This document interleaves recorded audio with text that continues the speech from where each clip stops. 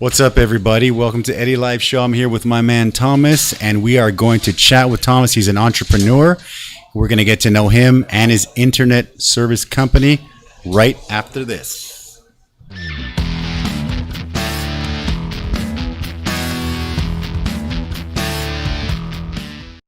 you go. Boom. We're back on and we're live. How you doing, man? Hi, I'm good, and you? I'm good. Thanks for coming. I appreciate it. Yeah. Pretty wet out there, right? Yeah. You know, it's funny. We were just chatting about. We both had our long sleeves under this because for the first time in a year in Taiwan. Yeah, you know, I mean, it's funny. My winter clothes doesn't get used very much here, but you know, when you dig it out, it's like it smells and it's been buried, and I'm like, But I found my long sleeve Under Armour thing, and I was like, okay, I need that today. And on the scooter, I was still cold, even with that. Yeah. I keep my winter clothes usually most of them in Germany, but I've never visited. Oh, really? Yeah. Okay. I have like a whole bunch of clothes there, which I always use because I try to go back to Germany every 4 to 5 months. Oh, really? But that's nice. Obviously, nothing happened in 2020. Not this right? year, of course. Yeah. Well, you save a little bit of money, spend it here at Eddy's Cantina, right? Yeah. I do. Yeah. Yeah, and I appreciate it. Yeah. It's a good place. So do you get back there a couple times a year then? Two times a year for Christmas or? Yeah. For Christmas, for Easter. And usually for summer, like 2 weeks, which is the summer holidays, because not much going on. Even in the internet world, everybody's like having their vacations, right? Okay, so, that's true. Yeah. Okay, yes. All right, perfect. Let's start with the wing, and then we'll get going. Yeah, so the first one is a simple one. It's the buffalo wing. Yeah, this is very basic, very simple. We'll do the buffalo wing. Yeah, go for it, man. You first, so you can go wing or you can go drum, whatever you like. Right. I don't know why these are empty. Normally, I always order the drum. You know? Okay, well, we're starting on this one. Oh, that's okay, cool, yeah. Sorry. Sorry, we'll start from this way and then we go around. That's my bad. I didn't explain it. So it's the basic, the buffalo. Okay, right so here. one of us has to take the drum and one of us has to take the... Exactly, yes. My bad, man. Yeah. We can alternate. We can do whatever. Whatever you want, man. That's all right. Come on, man. Throw it on. It's all good. It was just slightly spicy. It's very, very, very light. Yeah. But at Hooters, which is one of my popular places in Taiwan as well, that one would already be very spicy. You know. Yeah, you know, actually, they got some good wings, right? Hooters, yeah, I know. I remember Hooters was always the place to be for beer and wings, right? I remember back in the day, I used to get out there quite a bit, but not anymore. It's been a while, man. I gotta get some wings somewhere else. I do remember getting the spiciest ones there, and they were not very spicy. Yeah. We'll get some spicy in here today, so no problem. The place I think the other place I like, which is close to my home, I live in Songshan, in Taipei. Songshan, okay. It's Pizza Rock. You know Pizza Rock? I do know it. Yeah. They got good wings. Yeah, good wings. Oh, nice. Okay. Yeah. And because they have more meat. Okay, big wings. Okay. So they're more interesting for that. Hooters sometimes can be very. What happens? Lean chicken. Yeah. What happens, I think, is when people do wings. For us, we have to do a little bit of like bread the outside a little bit, like a little bit of flour, because if you throw just like the bare wing into the deep fryer, it's like all the fat, everything comes out, and it's like this big, and you get these wings, and you're just like, what am I doing here? You know, so yeah, that's easy, right? No problem. Yeah. Many places also give you the option to have like. Breaded or non-breaded or... That's true, yeah. But we at the beginning we were like, okay, we can have the flour or not the flour, but then when people say no, the wing comes out and it's tiny because it just gets like so shriveled, all the juices, everything gets sucked out of it, and it looks like one of the Hooter ones that you're talking about. Yeah, it's pretty crazy, yeah. So that's easy, no spice there, right? But if you want, you can take a bite of these. We just got a delivery from direct from the farm. They look scary. They are scary. I've seen on YouTube a couple of people actually eating those to get some views. No way, man. I value my stomach lining very much. I think the danger about those chilies is usually you bite into them, you don't feel anything. And you take another bite. Yeah. And I think there's a video on YouTube you can find where someone is trying 10,000 Scoville. Really? That's the scale. And he's just like, oh, no problem. Let's have another bite. That's easy. That's easy. Oh, okay. Now I feel it. Okay. And then, I actually saw like a competition where they don't even do wings. They just do all the chilies. Like they start with a jalapeno and then everybody does the jalapeno. And then the next one is, maybe like something in the middle like a cayenne, and then they get it to like a habanero, and then a scorpion, and then like a whatever, and then they get to like the Carolina Reaper, and then slowly people just give up, right? And at the end, someone eats the Carolina Reaper. It's crazy, man. That's crazy. You're good with spice though, usually, right? Yeah, you get out here pretty good, so that's good. I'm gonna see today. So we got a special sauce at the end, so we'll enjoy that. We'll both try it for the first time today. You don't give me any special treatment because I'm from Germany, right? So. That's right. Yes. The Germans, man. Germans are not made for spice at all. Most of the Germans, they cannot eat spicy. It's very surprising. Actually, I have a good friend. Actually, I had a beer with him last night, and we went out for Malahoguo, right? We went for the spicy hot pot, and it was me. My wife is Hakka. His wife is Hakka, and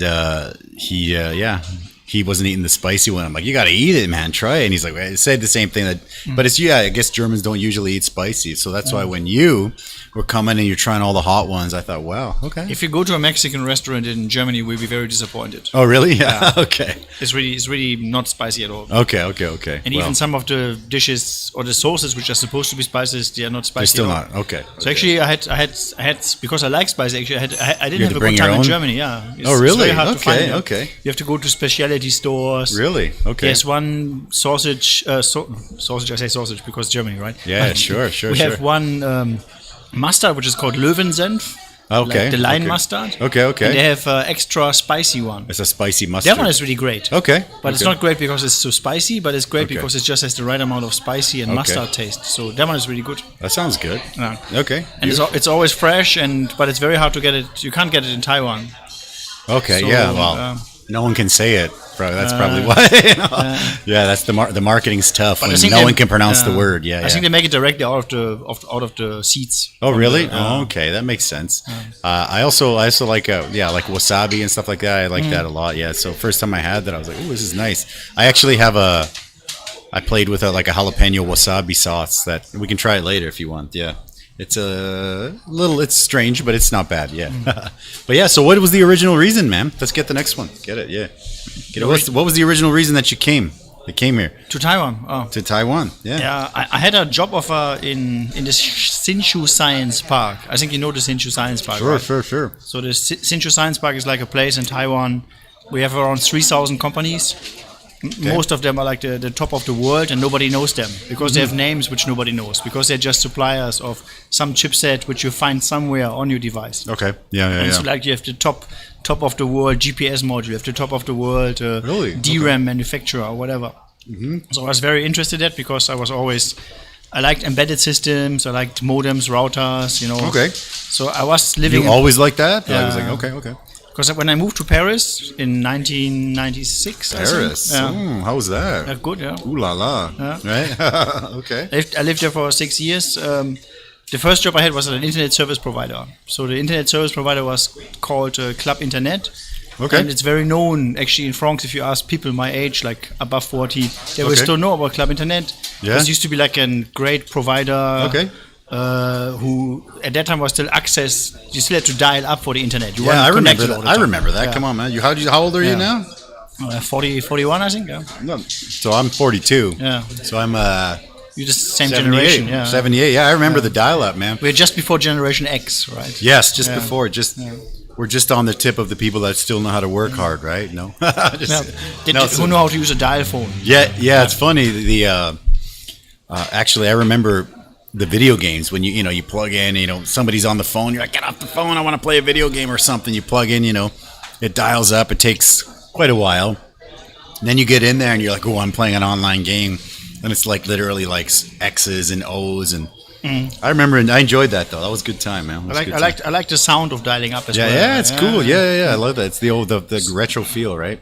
I mean, so later on when I moved to Hsinchu, the science park, I made embedded devices. So those are like things you put in your home as well. So I think at one point the company I worked for, which was an ODM, original device manufacturer, made like 50% of the European market from routers, modems. Okay. Wow. And so that was at the time of the boom of the ADSL. Okay. So like 24 megabits maximum download. Okay. Yeah. No more sounds when you dial up. Yeah, that was kind of like disappointing. I enjoyed that sound, but it was also like when you get disconnected and you got to do it again, or somebody picks up the phone at home, the whole thing crashes, right? Yeah, I remember those days. Yeah, but it was really good. Was really good time to move to Taiwan at that time. Yeah. Okay, and that was when you came. Yeah, the first time. Yeah. Okay. Wow. Okay, that's quite a while ago. Yeah. So I think that was in 1999. So Shinju. No, 2006. Yeah. So all the way back then, Shinju was still rocking, right? Because with the restaurant, people always say you got to have. You want to open a restaurant, you got to go to Shinju. That one science park area. Everybody always says there's nothing there. Yeah. And there's so much money there, and everyone's like, you got to open a restaurant there. You got to open a restaurant there. The recreational time is very difficult, actually. If you live in Shinju. Okay. But I actually liked Shinju. I was going hiking a lot. Okay. Mountains are very easy in reach. Okay, beautiful. Yeah. There's a couple of good Japanese restaurants, even barbecue restaurants. Okay. Once you know about it.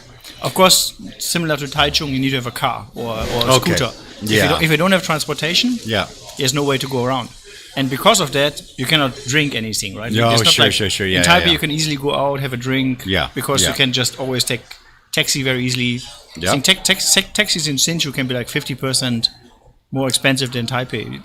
Really? I think they're starting it at 130. Yeah. Really? Yeah. Oh my gosh. Okay. Yeah, like for me, we live in Taipei.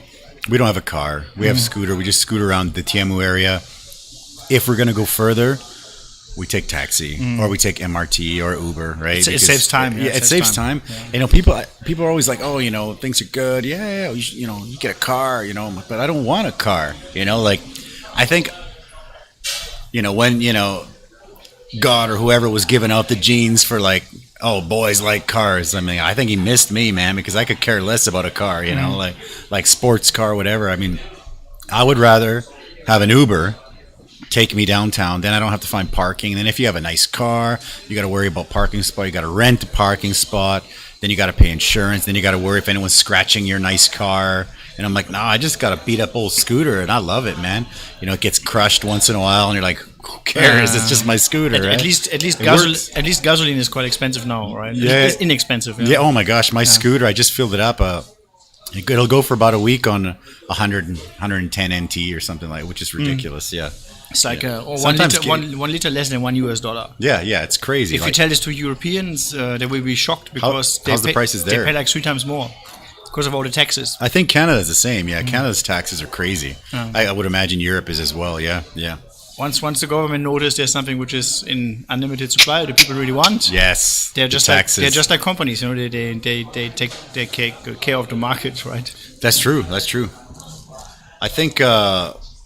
First, I want to say thanks for coming. You got your beer there? All right. Nice. Yeah. I think beer is my best remedy against the spice. Yeah, for sure. I mean, round 1 is pretty mellow, man. It's pretty chill. Pretty easy one, right? But round 2 is going to get a little crazier. But so you came here. You have quite a few little businesses that you're rocking out over here, right? Most recently, you started the Cheese Club, right? Yeah. Which is great. I shared it on my on my Facebook because people are always complaining they can't find good cheese. So now maybe you can talk for a few seconds about the Cheese Club. Let us know what's up. What brought that on? Yeah. The idea of Cheese Club is there's 2 things. First of all, as an entrepreneur, I'm very obsessed, I love. Subscription businesses. Oh, that's right? The best. If you can get a subscription-based model, you're good. Yeah. I noticed from domain names as well. I noticed also from other things. But if people are subscribed, like Netflix as well, they just pay every month, and they forget and they hold on to the service. But you can also retain their data, right? So if you like Dropbox or other cloud services, sure. So in the same time, you're also doing a service. It's not like you're ripping off people. No, of course not. No. I think it's great. Yeah. And on the other hand, for cheese in Taiwan, it's very hard to find unless you live in Tianmu on the north of Taipei. Well, Tianmu, you can find some good cheese, I think, right? But how are you getting cheeses? Like, what's going on with the cheese situation? Yeah, so I have a partner. His name is Johan. I think you met him as well. I'm not sure. Sure. Yeah. He's importing the cheese from Europe. From Europe, and he's actually doing a very good job at importing all kinds of European specialty products. Nice. Okay. He's importing wine as well. He's importing truffle. He's importing. Oh wow. Okay. Yeah, you name it. If you have any idea, you can actually ask him. He probably works very hard to get it for you. Really? Wow. Okay. I might have to get him to import some of proper 12 Irish whiskey from Ireland because big Conor McGregor fan. And he was born in the south of in the south of the Savoie region, near Grenoble. Okay. And so that area is actually known for food. Oh, really? Oh, nice. If you go there in France, I mean, I went there when I was living in France. Okay. It's really an area you think you're in paradise because you have even the croissants, the pain au chocolat, really? Okay. Oh, yeah, I love that stuff. The chocolate danishes, they are really huge. Oh, I can imagine. Yeah, that sounds delicious. I love that stuff. I try to cut the carbs down a little bit, but so him and me, man. we grew up with cheese, right? I grew up in cheese because I grew up close to the Netherlands. Sure. He grew up with cheese because he knows all these, which is called les alpages. Okay, he knows the cheese from the Savoie region. Okay. Which is of Got course a little picture of you in there. Is that in the Netherlands right there? That was during the Women's World Cup. Women's World Cup. Yeah, that was a crazy time in the Netherlands actually. Really? Yeah. People were going nuts. Okay. I think they actually went more nuts than during the Men's World Cup. Oh, really? Okay. Equal rights, man. That sounds absolutely. Cool. Yeah, I've actually always wanted to go out to the Netherlands, but everybody always says the first stop is always Amsterdam. Yeah. The pot coffee shops, right? Is that everybody's first stop? Yeah. I mean, I've never been much to Netherlands. Yeah, I've never been much to the Netherlands itself, actually. I mean, at least not the Amsterdam part. Okay. I usually fly to Amsterdam if I fly to Germany, but it's mainly because it's just a 2 hours drive from Amsterdam compared to 4 hours from Frankfurt, because I'm from a rural region very close to the border. Okay, nice. And East Netherlands is not very much liked by people from the Netherlands. Oh, really? Yeah. Oh, shoot. Okay. Maybe it's because too close to the Germans, I guess. Okay. Yeah, but it's also never been an industrial area. It's never been developed into an industrial area. I don't really know why. But yeah, there's always been like Enschede, these places. Okay. Small city nobody heard about. I've never heard of those for sure. It's a big city, yeah. But if you just cross the border, there's Gronau in Germany, which is also not a very good city. But the whole area around there is Westphalia, very known for agriculture, very known for ham, actually, for pork products. Wow. Yeah. So that's where I'm from. So I'm from an area which is a high amount of pork consumption, pork production, and farmers. And my city only has like 700 people or habitants. Oh, wow. Yeah. Okay, wow. So it's not a city, right? So, that's smaller than my town for sure. But it's more than 1,200 years old. So we have a cool. Yeah, we have a small castle. I think that's one of the cool things about Europe. There's always they have that history, right? Like the castles and stuff like that. Yeah. I remember seeing a post a while ago of I guess some castles in France. And they're inexpensive, right? Not too expensive to buy. They were saying you could buy like 3 or 4 castles in France for the same price as like a tear down bungalow in Vancouver. Like Vancouver is apparently forget about it. You can't buy anything now anymore. I think it used to be a big topic in France as well because they were afraid that all the Chinese that buy these things, right? Okay, and they actually did. Did they? Okay. But then they find out actually it's very hard to maintain. A castle which has 40 rooms, right? Yeah, of course. Because not every room is nice, and you can't. And the government won't allow you to use it as a hotel. So. Oh really? Oh wow. Okay. Then you're in trouble, right? So. Let's grab the next one. Yeah. Okay. And all that. Okay. Go for. You want the drum? I'll take the drum. Okay, you take the drum. I'll take the drum. Whatever you got. Whatever you want to do, man. There you go. So, as an entrepreneur of owning a lot of small businesses, what sparks your interest? Like what's the thing that gets you interested in? Oh, I want to make a business out of this. Like Cheese Club, for example. I think the business model has to be simple. Okay. Yeah. If it's getting too complicated, if people have too complicated ideas, it's nothing for me. There's probably other people who have complicated ideas. They want to solve a problem which is very complicated, but it takes maybe 5 years to realize. I think that's not for me because I'm not a patient guy. Actually. Okay. And. It also that's shows what they say. You got to solve a problem, right? It also shows my management style. I'm not a guy who's like, I will not wait for very long to reply an email. If someone sends me an email, I will reply right away. Okay. Some people say it's an advantage, but it's maybe also a disadvantage because you're always on. Yeah. I have other friends who tell me always wait for 2 days. Some problems solve themselves. I can't do like that. Oh my gosh! So that sounds like dating back when I was growing up. It's like you meet a girl, you got her phone number. And then you're like, oh, you want to call her back? They're like, no, you can't call her back right away because then you look desperate. Well, how long? Oh, you got to wait 2 days. And it's like, oh, my gosh, what? That's the same with sales, actually. Yeah, it's the same. Some people say if you're selling something and the customer hasn't replied right away, you should wait for a week until you send them again. I would just... Okay. I mean, in my case, I would just call them right away. Say, I just send you an email. Have you gotten it? So... Yeah. And I'm surprised, actually, in Taiwan, sometimes people are shocked nowadays when you call them. Oh, for sure. Yeah. Instead yeah, of yeah, sending yeah. emails back and forth, you suddenly call Yeah, them, yeah. and they're like, there's like a 10-second pause on the other side of the phone. Yeah, Oh my God, you or a called week me. of emails, 10-second call. Yeah. Yeah. I think that's the German influence where they're like, "There's cut the bullshit, let's get it done, right to the point, sorted." Right? Yeah. Canada is somewhat like that, but Canada is different because people are, famously like happy and whatever, polite or whatever. So they're like nobody wants to ruffle any feathers. Everyone's kind of beating around the bush, But I think I kind of like you. Just like, hey, this is this. You like it? Great. Let's do something. You don't like it? No problem. It's all good, right? I went a couple of times to Vancouver because of my job. Yeah. Okay. How did you like it? A lot. Really. You really liked it? Okay. Wow. Okay. The strange thing is, I went to Broadcom. So Broadcom is a manufacturer for many ADSL devices. Actually, still they're very known for chipsets. There are many, mainly for wireless. Okay. Nowadays, and they're everywhere. So we had some problems with devices, which had a problem with the radio. So radio means it's a radio just very high frequency, like 5 gigahertz. Okay. And if there's a weather radar which is supposed to be in the vicinity, the device when it was turned on was supposed to listen for the weather radar. It's called DFS. Okay. And our device when we tested it in Taiwan failed. Okay, really? Yeah. So what we had to do, I had to go to Vancouver to test it, which I didn't complain about because I always wanted to go to Canada, sure. Right? It's nice to take a trip. Yeah. So we tested there and we passed the test. But in the meantime, I had some time to try out, some place in Vancouver. And it's I nice. must say, it's a really good place. It's a pretty nice place. I mean, I think I come from a really small place. It's a 16-hour drive to Vancouver from where I live. So whenever people want to go to the city, like the big city, they go to Vancouver. And people in my town, they pride themselves on being able to just make it in one day. Like we're driving, like we're not stopping. It's like, woo, that's tough. Like the safe way is 2 days. 8 hours. But a lot of people. I think that's also why I like Vancouver. I think that's also a reason why I like Hsinchu in Taiwan. I think at the time I went there, it had 300,000 citizens. Okay. Now they're probably 3 times. I guess. I actually I don't know Vancouver that well. Yeah, because. But small places are nice. They're controllable. It's clean. It's nice. One of the things I always remember when I go to Canada is no crime usually. Yeah, no, actually, the crime is pretty good. Yeah, it's not. I mean, not good. I mean, it's not. There's not much crime. But I remember when you land and you get into Vancouver and you're like, oh, the air is a little bit fresher, right? It's a little bit different.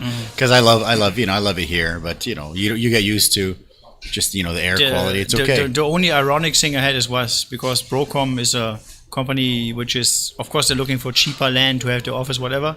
It's all in Chinatown. So perfect. So I come from Taiwan and I end up in Chinatown. That's perfect. But then you can go and drop a few Chinese words and people will be like, whoa. Yeah, absolutely. Yeah. That's the best. Yeah, I love that. I love that feeling. Yeah. All right. So we'll talk a little bit about Gandhi. Yeah. Is it Gandhi? So originally, Gandhi is a European company, right? I mean, a French company. Perfect. And that was So which might be a bit different because at the time, I think the European idea was not that big or popular at the time when Gandhi was founded. Yeah. Okay. And that was in 1999 or the year 2000 when the company was established. Yeah. So now the company is like 20 years old. So this year we had our 20th anniversary. Oh, that's right. Okay, 20 years. Yeah. Congrats. But that's Gandhi, good news, yeah. Gandhi actually stands for Gestion et Administration Nom Domaine Internet. Oh, wow. You speak French, right? Not that much? Not very much. Not anymore. Yeah. It basically means managing of internet domain names.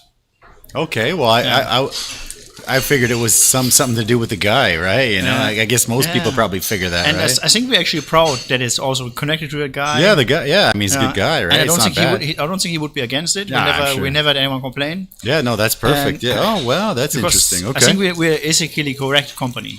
Okay. And your motto is no bullshit. No bullshit, correct, yeah. Is that from you or did that come originally from the mother company? This was probably born in 2005, 2006. Okay. When Gandhi was taken over by new managers. Okay. Because it originally was founded by 3 guys who were famous in France for internet pioneering. Okay. But these guys who took over the company, including our current CEO, which is called Stefan Ramon. Okay. He made the slogan "No bullshit." which is basically to show there's too much gray practice, too much gray areas in the domain name business. GoDaddy sells your domain name for $1, and next year you're wondering why it's 24 or why it's 26. Oh my gosh, that happens to me that happened to me so many times, and then but the thing is, you don't know. Yeah. Like the average person has no idea. Yeah. And they're just like, well, I already have another one there, so I'll just use that one because it's easier, right? Yeah. So you saw the T-shirts, right? So yeah, of course, I got a T-shirt. Yeah, I appreciate it. I'm so going to be wearing that. This is the way we actually grow. Okay. Back then, we did no advertisement. Mm-hmm. Word of mouth. Word of mouth. Okay. Yeah. That's the best. Yeah. It's a little bit this a little slower, but it's the best. Yeah. Right. If you ask anyone who's in marketing sales, they will tell you word of mouth. Word of mouth is the best. Yeah. Sure. And I think Gandhi's probably one of the companies in the world who took it to the extreme. Okay. And I think it worked very well at that time, and probably still much today. Okay. Word of mouth is the best for sure in any business, man. Because if you're a tech guy, you're gonna consult other people about what to buy, right? For sure, yeah. If you know some guy who's in tech, yeah, that's the guy you call when you want to buy something. Exactly. Yeah. So we always want to not please, okay, but we always take good care about the people who are tech people. Okay. And I think some businesses, like I don't want to say GoDaddy the name tonight too many times. Okay, yeah. But they don't really care. They only They're care so about the big. sales figures. It's fantastic. They're looking at the numbers. Like it's just huge. Just big business, basically. But it's not just about saying you do that. Okay, we also support many alternative projects. Okay. We give discounts to people who are Debian developers, which is a Linux operating system. Okay. Wow. We work with some open source initiatives. We sponsor the biggest open source conference in Taiwan as top sponsors in a couple of years. Okay, yeah. I've seen some pictures of that. Yeah, okay. So good. we really try to focus on actually giving back to the community.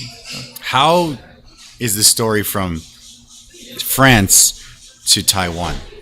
Like how did that happen? I was already a customer at Gandhi. Oh, yeah, okay. Since 1999. Actually, okay. Yeah. Since that's Strangely, the day one, right? I was among the first 10,000 customers when I checked myself after I became an employee, right? But cheers. What do you say? Prost, right? Prost, yeah, in German. Yeah. Santé in French. Santé, okay. Salud in Espanol. I like Prost the most, actually. Yeah, I think Prost is the good. best. Yeah. It sounds like Prost. It sounds. It's achieve something. Yeah. Yeah, it sounds like the German word. We got it. Yeah, we did it. Yeah. So the story of how you were a customer, 1999, you were one of the first 10,000 customers. I was participating in a beta test. Oh, really? Okay. Of Gandhi's product. So we had a product which was like hosting. Okay. IPv6. Okay. The first IPv6 servers were going out. Okay. And which is great because normally registrars are not seen as an innovative companies. They're seen like, okay, they just register your domain name and that's it, right? Okay. So actually, as a registrar, you have a hard time to show that you're innovative. But I think actually Gandhi is doing well, and also French engineers are actually known very well for telecommunications and software development for telecoms, but at least in tech circles. Okay. But so I was participating that, and I just sent a reply to the email. Okay. To the email about give us feedback. Okay. And I just put a PS on the bottom of my email. Okay. Beautiful. Why don't you exist in Asia? Okay. And the CEO replied to me, and he said like, we never have someone with the confidence to do it, and we have no idea. Maybe we can chat about it. So that's... You said, I'm in Asia. I like it. Let's do it. Kind of. I didn't reply much to the email because I kind of was just a hinge, You gotta wait 2 days, right? You gotta wait 2 days. So I waited like actually a couple of months. Oh, really? Okay. Yeah, because in December 2013, I went to Europe as part of we do this every year with the European Chamber. We go to visit the European Commission. Okay. And I took a trip to Luxembourg. Okay. I met the CEO of Gandhi. Okay. We sat together for lunch. Nice. And no bullshit way. We shake hands. Yeah, we shake hands and say, okay, you do it. Okay. I mean, you always have to see if you do business it's about the risk, right? Yeah, What can you lose? What can you lose, right? What can you lose? Or is it worth a try? What's the worst that can happen, right? Yeah. So in retrospect, I think he made the right choice. I think I made the right choice. And how long now is Gandhi here? It's been close to 7 years. 7 years, okay. Yeah. Okay, wow. Yeah, the website, everything looks good, man. It looks really good. Yeah. So no bullshit is nice. What about how does that work? First of all, what is a registrar? Like what is it? If some like for me, when you say the word registrar, I'm not really sure what it is. Well, people don't know, and actually sometimes they don't have to know what a registrar is. Okay. If you make your website with a website builder, you're just gonna buy a domain name with that. You just use it as a service. Okay. That's how domain names actually should be. Okay. They should just be a commodity which you're using. Okay. But if you're a registrar, you know about the difficulties actually that it's not that easy. Okay. Because, for example, .io is not input-output. It's actually a country somewhere in the Caribbean islands called Indian Ocean Territory of the UK. Really? Yeah. Oh shoot. Okay. It's a country, and they can or region or special territory for the UK. Really? So people use that for some kind of special. Correct. Yeah. Oh wow. Actually, Indian Ocean, not Indian Caribbean. Ocean. Yeah. Okay. And but the same with AI. AI is not artificial intelligence. The domain names. Okay. It's Antigua, I think, an Really? island. That one is the Caribbean. Yeah. So. Okay. Wow. Okay. Yeah. So they make their own rules. So those were actually not domain names like .club or .shop, which you find today, but they were. There's a lot of those now coming out, right? Not as close to 2,000. Really? Holy. Well, I mean, people usually think .com, right? Sure. And that's still today that people should still get the .com first. Do you think? Yeah, for a business. I mean, the domain names, just like, even for the registrar, domain names, they went through every cycle, just like any tech. Thing went through a cycle, right? Okay. You had the smartphones. Now you have smartphones. Before you had these hybrid phones, which were able to take pictures. Yeah. Then you had the MMS phones, which were able to send images with 16 kilobytes. Yes, I remember one of the first phones I got in Taiwan was able to record video, and it was really awful quality, and it was like 4 seconds. And I was so excited. I'm like, oh my gosh, I can record 4 seconds. And I was recording and then of course the phone is full with like 4 videos. I can tell you, engineers were also excited about it. Were they? Yeah. Okay, it was great. But you can think about those CMOS sensors back then, or usually CCD at that time.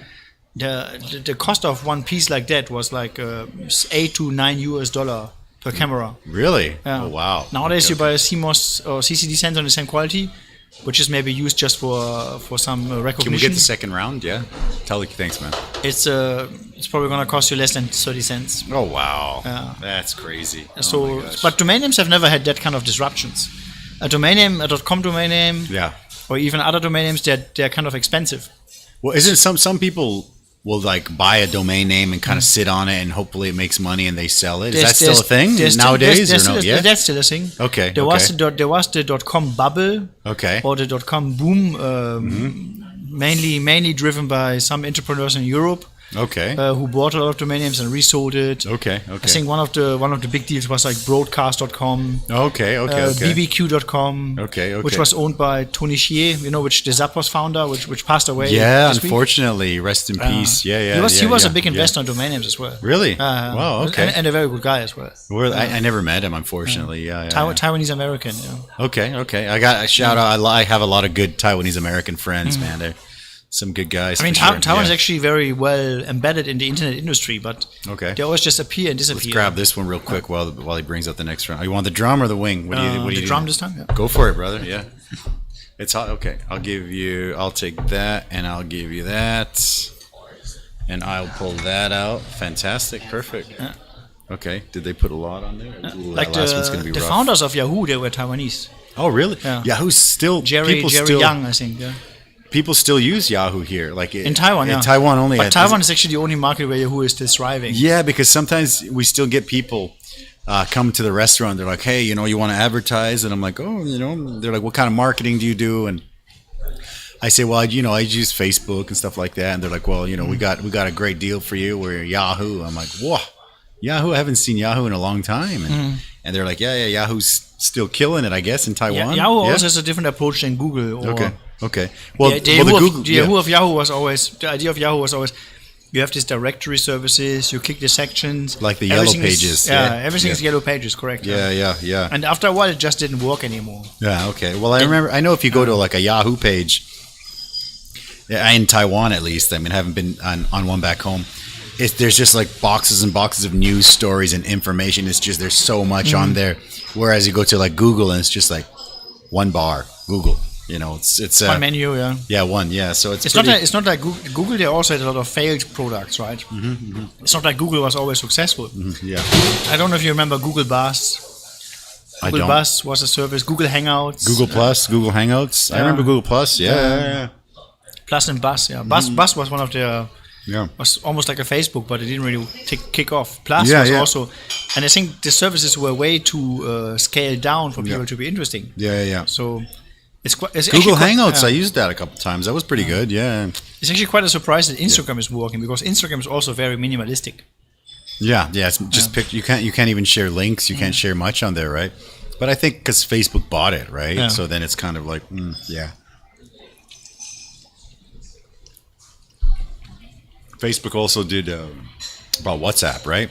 Yeah, so it's funny because I have WhatsApp for like 2 or 3 people in Canada, but here everyone uses Line, right? What do you think about that? About Line and all that instant messaging app stuff? I think Line, they're actually great people. I'm actually surprised that no US company has bought Line yet. Okay. But maybe they always get the cold shoulder by those people. It's a Japanese company, right? Line? Japanese, Korean company actually with a lot of Japanese Oh, really? I didn't engineers. know that. Okay. It's like I'm not sure how they're set up, but for sure it's the most successful messenger app in Korea. Here for sure, I think. Singapore, Japan. Yeah. They have their own issues as well. Of course, yeah. They have a bank license now in Taiwan. Marketing on them is not too easy. Yeah, trying to find how to like let's say Messenger, you can set up like Messenger chatbots and stuff like that, but to try to do something like that online is the whole chatbot topic is very complicated actually. You know. All right, what do you know about chatbots? I know a little bit, so let's. I know it's a hype, just like IoT, it's a hype. Okay. But what you actually want to do with chatbot is you want to sell products. The idea of chatbots is to do anything with them, right? Yeah, sure. And it's all driven by the voice-controlled robots as well, like Amazon Alexa, Google, sure. Do you know the Nest and so on? Yeah. I just got one of those. But it's still in the box. I don't really know what to do with it. Voice commands, home control. But I know that very well because when I was in Hsinchu 20 years ago, it was the same situation. Everybody talked about, there's going to be a boom in smart home. Okay. If you go 20 nowadays, years ago, really? Yeah. There's no boom in smart home. There's still no boom. Yeah. How many smart lights do you have here? I have none. Yeah. I remember when I was building this restaurant, we went in to look at the Phillips Hue, right? Yeah. Phillips Hue smart lights, and now it's Signify. We were like, it was so beautiful. We're like, wow, these are great. One bulb was like 5,000 or something. I was like, ugh. I'm already over budget. Oh my god! Yeah, my entire home is actually smart. Well, that's not surprising because it's you, right? Yeah, that's cool. I have an Intel Edison. I have. You have like the smart box thing where you can just be like turn on the lights. And absolutely, I can change the colors. Cool. Really, that's pretty cool. That's pretty nice. Yeah, it's actually quite useful. I bet. I think once people use for movies, yeah, you can't go back, right? It's true. I mean, once people use it, they would actually be surprised. Alexa movie lights. Yeah, nice. Now, I actually. We were so excited, and then we got to the end, and they were like, "Okay, so that's the price." I'm like, "Oh, that's not bad." And they're like, "Well, that's for one bulb." And I was like, "But this was like 6 years ago." Right? I'm sure they've come down now. Yeah, I think the biggest problem with chatbots and also with this kind of ecosystem is you always have like the dominant players like Facebook who try to dictate you how you have to use them, how you want to be there. They want to have a part of the things you sell. Yeah, they want to have a part of the share. But so with chatbots, I also I dove into because I was building we have an email list and stuff for the restaurant, and I was on some forums and gotta check out chatbots, and I dove into the chatbots and I loved it. It was great, but I think not just the big companies. What was happening was anyone who knew anything about chatbots, they just started just spam the shit out of everybody because the open rates were so high, and then everybody just got spammed, and then Facebook's like, all right, you know what, no more broadcasts, and now the broadcast is gone, and now you're like, okay, now you gotta do paid and sponsored ads, and that's almost the same as a Facebook ad, right? Of course. And I played with it a little bit, but it's like, those platforms they want to monetize. Yeah, of course. So you always have to. I think for domain names it's the same. Okay. So if you register a domain name somewhere. Okay. Not a registrar or just a website builder somewhere. Sure. Maybe Wix.com. Maybe one of those bigger ones who just help you to build a website in 10 seconds, whatever. Yeah. They own your domaine name at some points. They own your domain name. They can do whatever they want with your domain name. Oh, really? I think you always have to be careful that you own your domain name.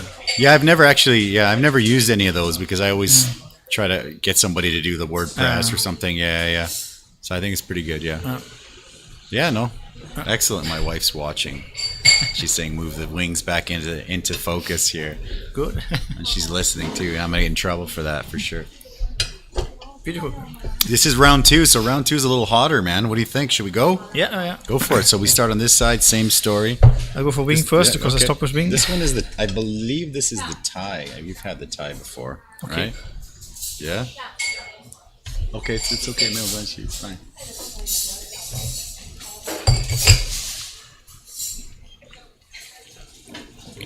I love the Thai. The Thai's a good one, man. I love the Thai, yeah. The Thai is like still hot, but still can be enjoyed hot, you know? Mm-hmm. Sometimes you get to the really hot ones and you're like, wow.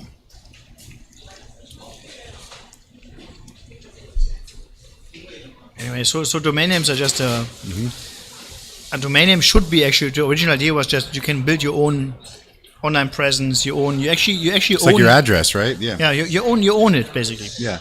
A domain name is a property. Yeah. So you can do with it what you want. You can choose whoever is your mail service provider. You can choose, you don't have to be gmail.com. You can be eddyscantina.com or whatever. I actually wanted to ask you about that because I use GoDaddy, but I will definitely be asking you how I can switch it over. But I used it because it was the biggest one. I knew nothing. I did zero research. And then I figured they must know how to simply do the email, like the custom email, like Eddy at eddyscantina.com. And then they're like, yeah, and then you pay. And then they give you all these instructions. You pay extra for the email. And it's so hard to do.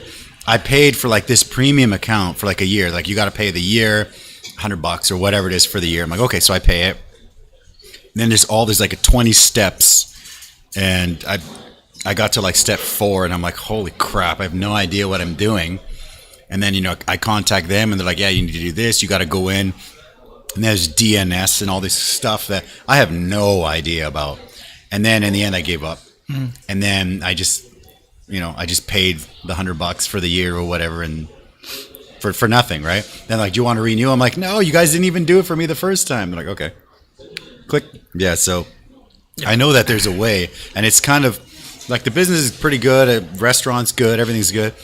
So I would like to have, Eddy at eddyscantina.com or something like that because using a Gmail one on your business card doesn't look very professional, right? So, but I think what you find out very quickly, if you want to do it right, online businesses, selling online, it's a full-time job. Okay. So if you want to have someone who helps you to set up a business online, to design the website, you can't do anything by yourself. No, for sure not.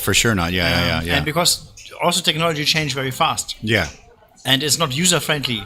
Very unuser-friendly. Unuser-friendly, yeah. So we try to make it more user-friendly. We can install WordPress with one click. That's amazing. WordPress is probably the most popular, right? I believe in the world, Ours is WordPress. 70% of all the CMS in the world is WordPress. Okay, wow. Nice. And I think they're grown this way because it works. And it's on the internet, everything which does not work, it just disappears within a few months. And Google Buzz disappeared because of that. But Google Hangouts disappeared because of Skype, So that Skype has been Skype was the first, I think, right? But even Skype disappeared now, because Skype, people have voice calling with WhatsApp. And then like what is it? The Apple one, the FaceTime, all that stuff, right? I think FaceTime killed Google Hangouts. You think so? Yeah. Yeah. And it's crazy because Google, all the stuff they do is really well, and then Facebook starts getting big, and then Google's like, okay, let's do our own Facebook, and they do Google Plus, and then no one uses it, and it sucks, and then it disappears, and it's kind of like it's crazy.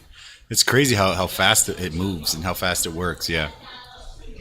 But Facebook is ramping up right now. I mean, they do much more tools for businesses. Instagram is getting shops. You can sell your products. I just saw that. I haven't dove into it, but it just keeps popping up, and it's like, hey, Instagram, you can sell stuff. I think a couple of months ago, the first news was on Seek Alpha, which is like an investor website, whatever. Okay. And they announced that feature on Instagram, and it got a lot of.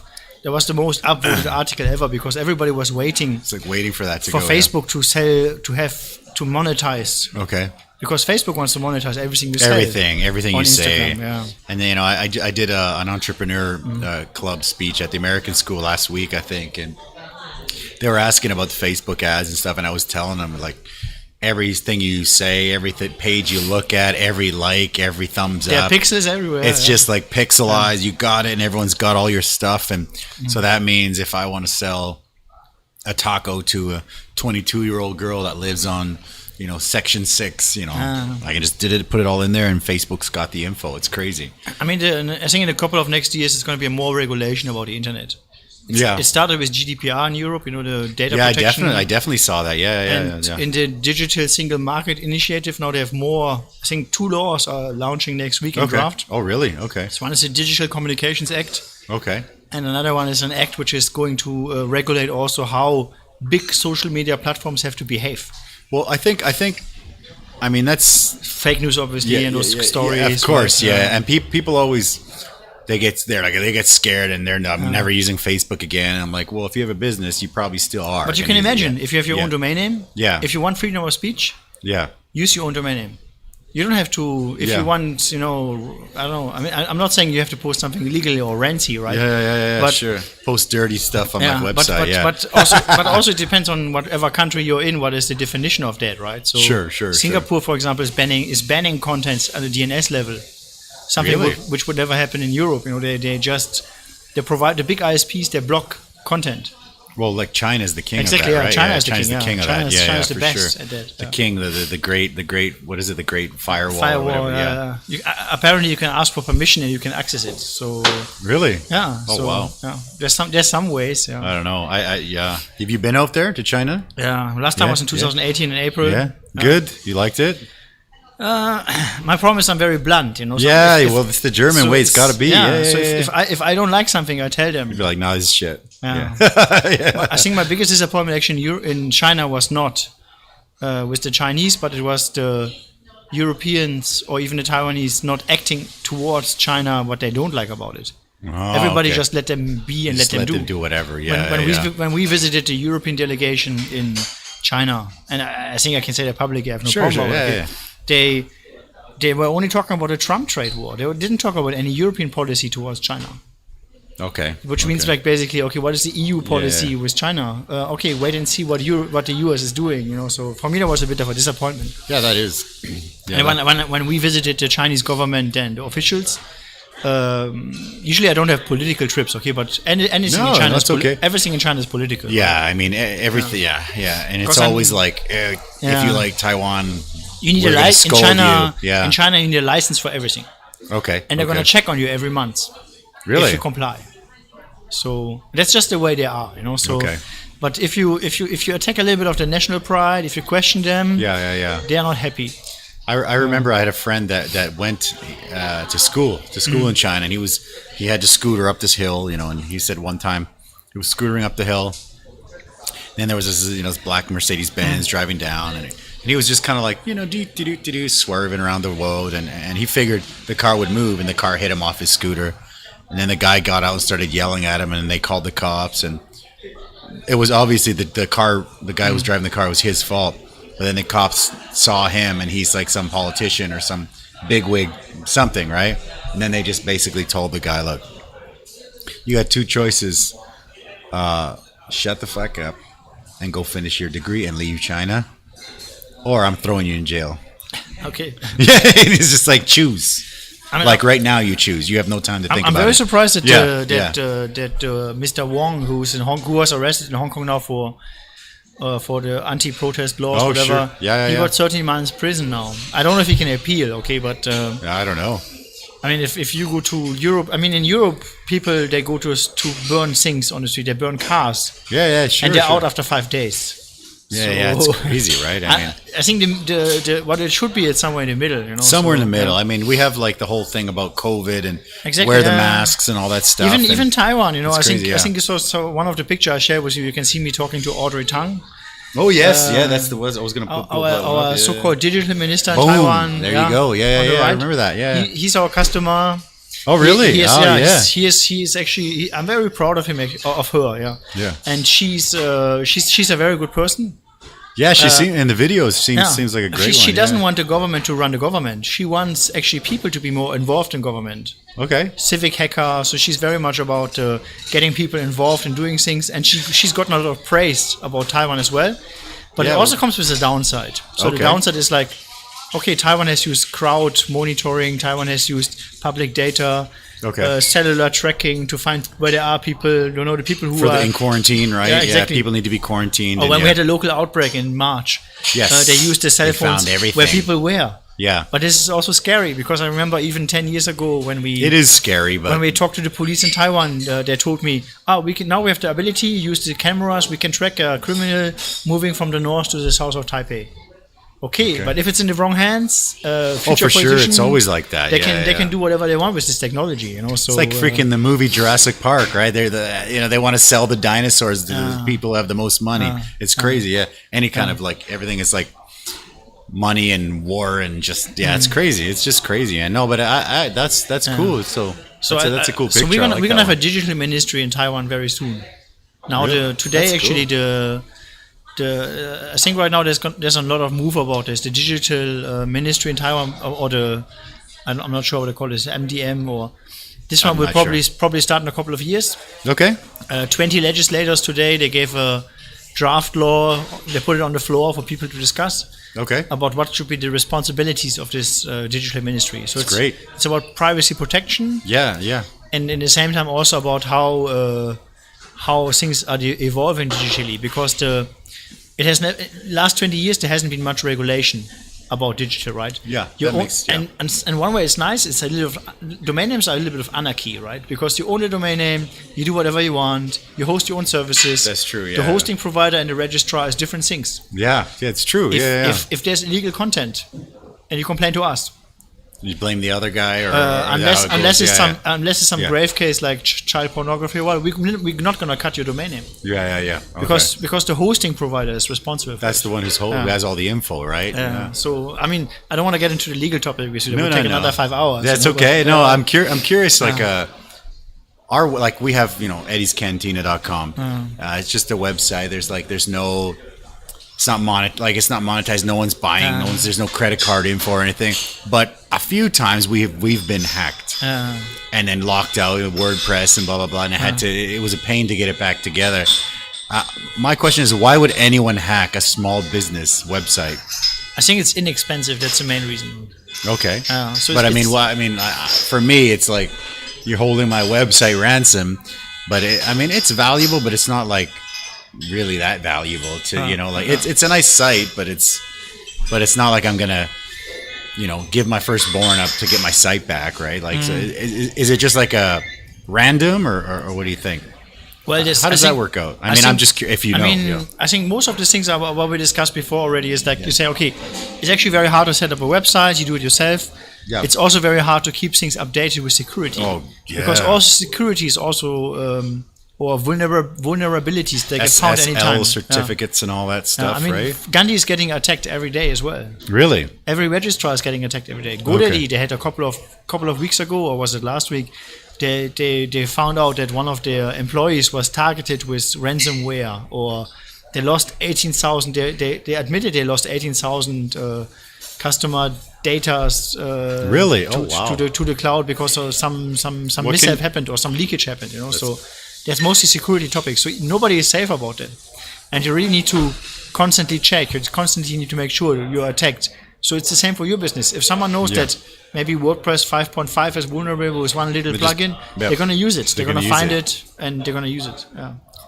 I can understand why someone would attack a company there's like, let's say, credit card numbers are going back and forth. But on just like mostly, a regular website, I think mostly those attacks are not personal. They're mostly they just want to have your domain name or your website, your hosting, and then they use it to spam other people, to do phishing or That's why, because I was curious about that, and I wondered why. I figured you would know, because I had no clue. Yeah, I was like, why? Yeah, who cares about this? You know what I mean? It's like, that's weird. Yeah. Yeah. So you need to protect yourself. Yeah? Oh yeah. Okay. Well, you'd have a good hosting provider which makes backups. Okay.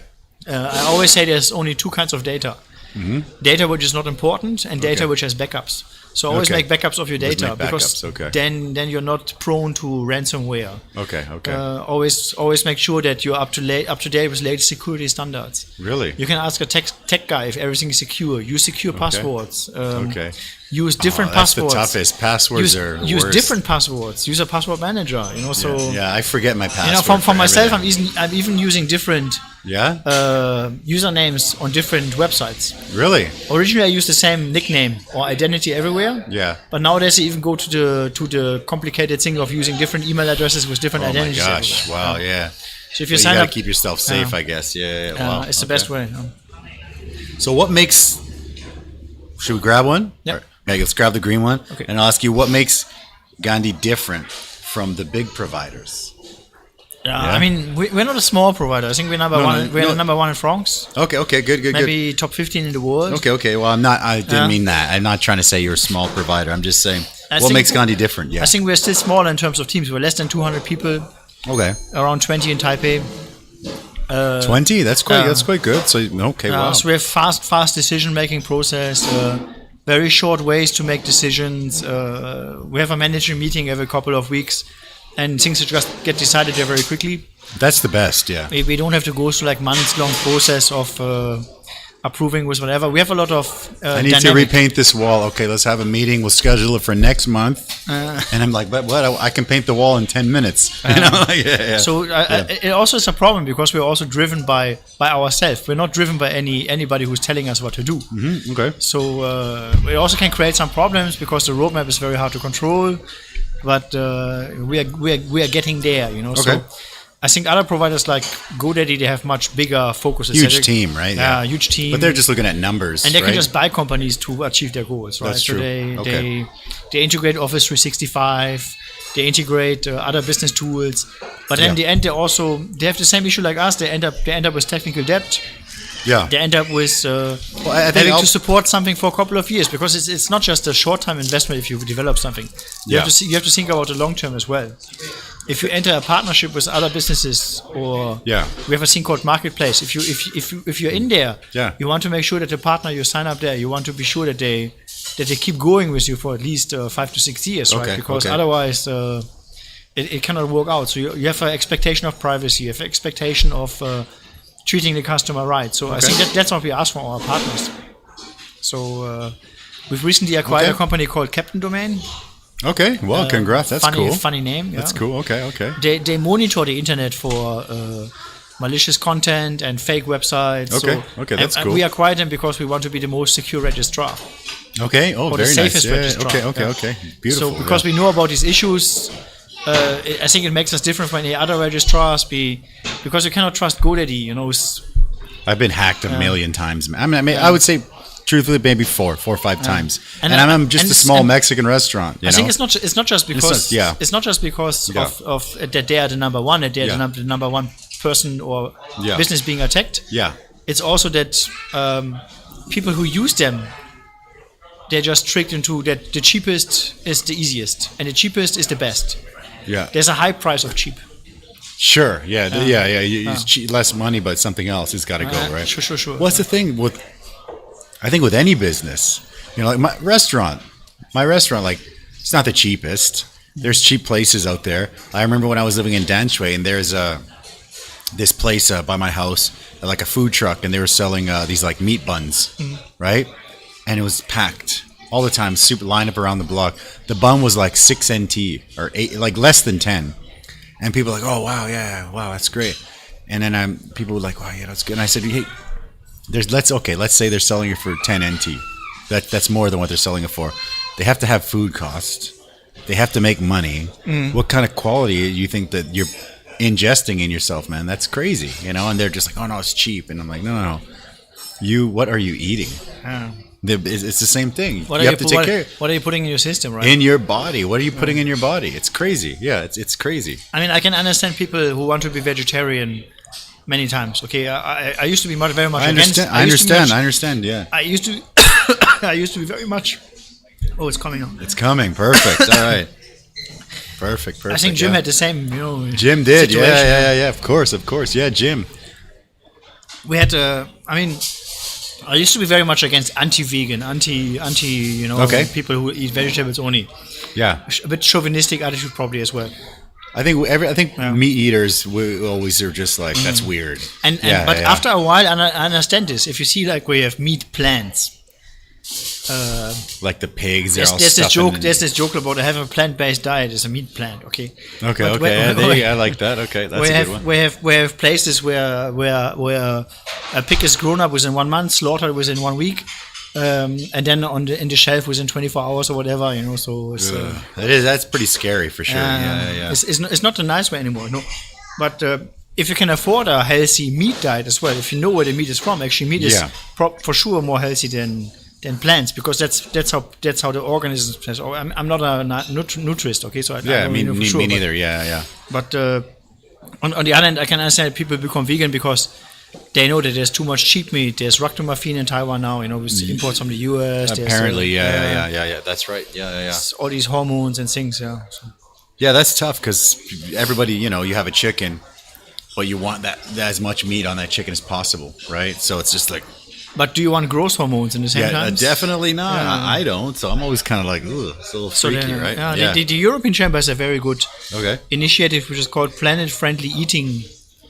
So they have this initiative actually, which is a couple of months they're meeting and they're introducing healthy eating, but also like healthy lifestyle, sleep, anti-obesity. I think those things are important. Actually. Everything needs to be put together, right? Like eating and sleeping, and for me, like I have my daughter, right, and so for the first few years, you don't get much sleep when you have a baby, right, and then you feel it, like you feel like you aged 10 years in like 6 months, and you're just like, what happened? I was pretty good shape before, and everything's good, and then it's just like. But you're not getting any sleep. I have companies, but no children. But there you go. Hey, but because of that, I know it's a sacrifice. But it's the same thing. Yeah, it's the same with the restaurant. Me and my wife, we built this thing from a stand like 15 years ago, and it's like. Still now, there's still sometimes we're like, oh my gosh, how am I going to deal with this guy? This guy doesn't like that guy. I lost a lot of hair since I started Gandhi. No doubt about it, because of there's a hardship in working remotely with a European company. How does it work? Like, you guys have to contact them? Like, usually some days I start earlier during the day, especially if I had a conference like call the night time? before. No. Like really? Like how early is that? In reality, I think it's not just the same, not just for Gandhi, but I know everybody who works with European companies in Taiwan. European companies, they don't care what is your working hours. Yeah, okay. And you are off at 6, which is kind of overlapping with Taiwan, with Europe when it's like 10, 11 a.m. Okay. So they will still send you questions. Within the afternoon. And for you, actually, because you want to see progress. Yeah, you want to keep going, right? You still send them replies. Well, that's the thing. And then you find yourself in front of your computer at 1 o'clock. Yeah. You think like, oh, okay, I had dinner, but I didn't really have anything of my own life, right? So. I agree. Yeah, no, that happens with that. Well, that's what happens when you have your own business, right? You just, the entrepreneur, they finish the job when it's done, not when they're tired, right? Sure. So, but I would still recommend. I would still do it again. Yeah, sure. And I would still recommend to anybody if they have any Go business for it. Business idea, if they see anything doesn't exist in Taiwan, exists in Europe, and they know somebody at that company, they should just reach out to them and get it done. Okay. It's really nice. Yeah. If it works out, it's really nice. Okay. But it takes a lot of sweat. It just takes a lot of commitment. Any kind of business, for sure. Yeah. But you already have the foundation if you do something like that, which is nice, which is great. I think what people also have to do is they need to be hands-on. Oh yeah, sure. Some people always, there's this dilemma in startups. Say like, ask for help. Yeah. No. Yeah, just do it. Yeah. Just do it. Just get it done. I also think one of the things that seems to be in the kind of the newer generation, everybody wants to be their own boss, but there's so much work. Yeah. And it's like, again, in my business, the restaurant business, I had so much. I had one employee, she asked me, I want to be a programmer, what should I do? I told her, okay, every day, spend 16 hours in front of your computer, do nothing else but programming. Yeah. She turned around and said, okay, I don't want to be a programmer. Yeah. That's how you become a programmer. It's the truth, yeah. So, I had a friend she's a Mexican lady, pretty good cook, and she's like, hey, my friends, we're thinking about opening a restaurant, and what's the secret? And I said, okay, well, you got to work 16 hours a day, 10 years for free. And then 50-50, maybe you'll make it. Obviously I'm exaggerating a little bit, but I was like, yeah, something like that. And they were just like, and they're like, should I laugh? Is he like being sarcastic? I'm like, nope. No, I'm not. That's basically it. Yeah, that's the truth. Yeah. It takes 10 years, maybe. It takes a lot of sweat. It takes a lot. Yeah. But I like it. I like it at the same time. You like it because you show the result. You see the results.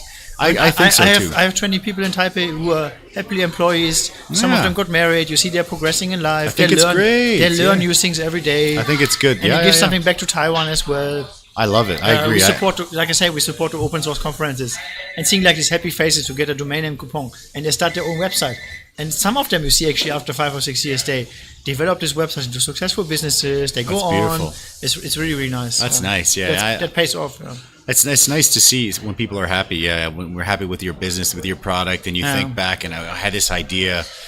And I think the same is with our management now. We want, I think the management in Gandhi, we want Gandhi actually to still survive when we are not there anymore. That's the way. That's the secret. I mean, like the business has to be able to. I mean, you don't want to be like, I'm out. I'm not doing nothing ever again. But you want the business to be able to be like, okay, you take a month off. All right, cool. Unfortunately, many startups are like that. They're like, oh, my exit goal is within 3 years we're going to sell the company to somebody else. We want to grow by X million users within 1 month. We don't care about the cash flow. Cash flow. If I become a partner in any venture or business, I will always ask about the cash flow. It's very important. I can help them with some cloud issues, domain names. That can be cheap. Sometimes maybe a premium domain name can be more expensive. But so, for example, cheese.club, we paid 50,000 Taiwan dollar, which is like $1,000 for the domain name. You another beer? Another two more number twos. Thanks, man. But it's expensive in the beginning, but the renewals are cheap for the club. Is that how it works? Okay. So what's the idea?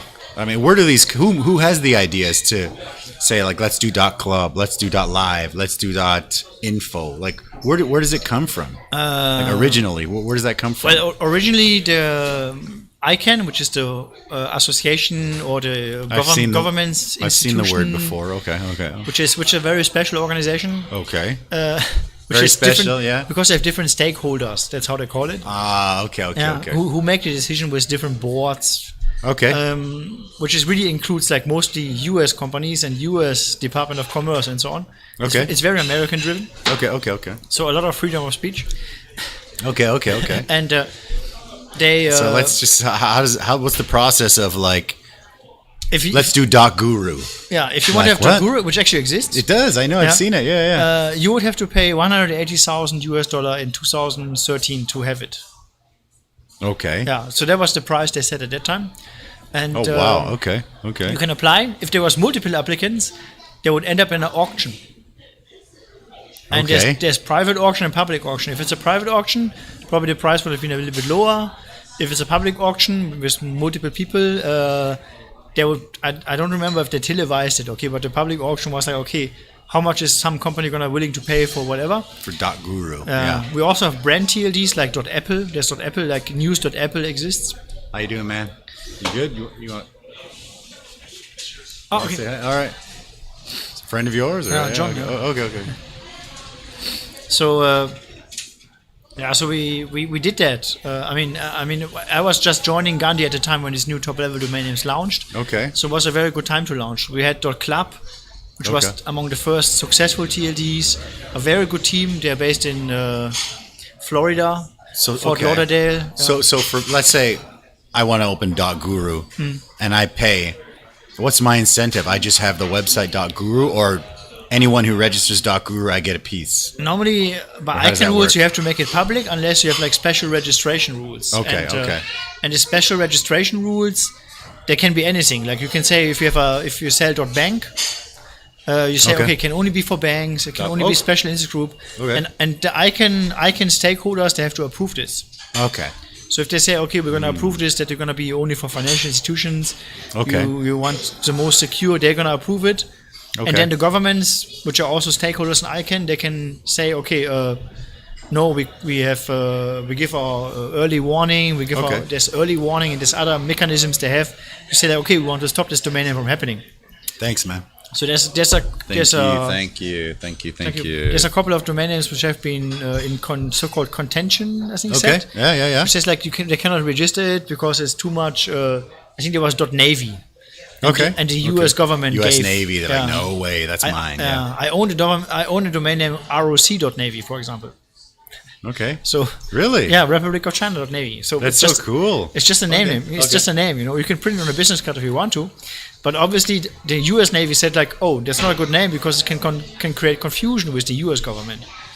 The same with .sax. .sax. Then .xxx and all those, right? Yeah, I've seen those. .sax is not about. It's not about sucking. Okay. Okay. .sax like Amazon forget sucks. it. Well, okay. Google sucks. Oh. They said like for brands they were actually giving an early warning and saying like, hey, we don't want this because it's gonna be used for abusing us. In the same time, it's free speech, right? So of course. So in the end, .sax went through. They exist now. Oh, they do. Oh, Yeah. wow. Okay. Let's pull up a couple, man. We got a bunch. Club, store. I mean, there's so much. .restaurant. I didn't even know that. So was totally, there's like 2,000 TLDs or top level domain names. Okay. And Services. What else we got? I think around 800, 900 has been released. Okay. So those are the ones who are like available. These are all available. Luxury, fashion, Yeah. exposed. Oh, I can see that clickbaity one. Yeah. All right. I mean, some of them you can just use for short-lived marketing campaigns. Some of them you can use for. It creates a very unique way to brand your company. Yeah, of course. And I think nowadays the people they know that these exist. Yeah. I saw many businesses in Taiwan who use .club actually on their really fantastic outside on the business who are there, you know, because it's one of the oldest ones. Are they more expensive? These ones though? No, Are they? What is a premium domain then? So I mean, a premium domain name is like a unique domain name, maybe short letters, few letters, or a very common name. Okay. For example, Taipei.whatever will be more expensive than Taichung.whatever. Okay. But if the registry found out, and luckily for us, it's mostly English names. So if you find a German name, most of the registries will not have figured out that they should be premium. Figured out. Yeah. Okay. Good. So hosting, Tube. Oh, that's cool. There's so many. Stream. Oh, I like that. Yeah. So are they all priced differently? Yeah, absolutely. Yeah. Okay. There's a huge difference, for example, between .games and .game. .game is $400 and .games is $40. Oh wow! Okay. And that's just the one S. They have different rules and they are run by two different registries, so they have no relationship to each other. Wow! Webcam, pics, grab. Wow! There's so many of these. Yeah. I mean, .photography, .photos. You can just use it for photo album, for example. Sure, that's cool. Yeah, camera. .tv. How does .tv do? Is that expensive? Very well. Very well. Yeah. .tv is actually Tuvalu. It's a country as well. Oh my gosh! Really? Yeah. That's amazing. And that's owned by a registry called Affiliates. They also have .info. Okay. Wow. .info is a big one. Yeah. And they were just bought by another registry, which is called Donuts. Okay. Which has more than 300 top-level domain names. Oh wow. Yeah. So they're the biggest player now in the market. Wow. WTF. Yeah. What the failure, right? Yeah. Exactly. .gripe. That's my complaints about different places. Yeah, so maybe those are miscellaneous. You know, you can see there's those are .observer. Oh, nice. Those are all the colors. You know, you can see black, pink, green. Yeah. Wow. Yeah. Taiwan Observer. .observer. There you go. Nice. What else we got? You know these guys, right? Yeah. Taiwan Observer. They're funny. Yeah, funny guys. Yeah, for sure. A little bit geeky. Yeah, sure. .accountants. Yeah. I don't think many accountants actually use it. .ceo. Because accountants, they will always use .com. I'm a CEO. I'm going to get .ceo. And it's all 20-year-olds. I'm not sure what's the price for .co now. Yeah, but what would be the most expensive? I mean, .com, I guess, or no? Some premium domain names can be pretty expensive.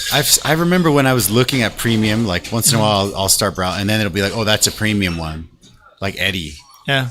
And it's just like, it costs you $3,000 US. I was like, holy. Usually the shorter, the more expensive. The shorter, the better. Yeah. Okay. I mean, some of the country level domain registries, they also understood that topic, or we can make money with premium domain names, which we don't like as Gandhi, you know, because we just want to register a domain name at any price. It should be a commodity. Sure. It should not be that whatever .tw, for example, is more expensive. Grab another one, dude. Yeah. What about .com?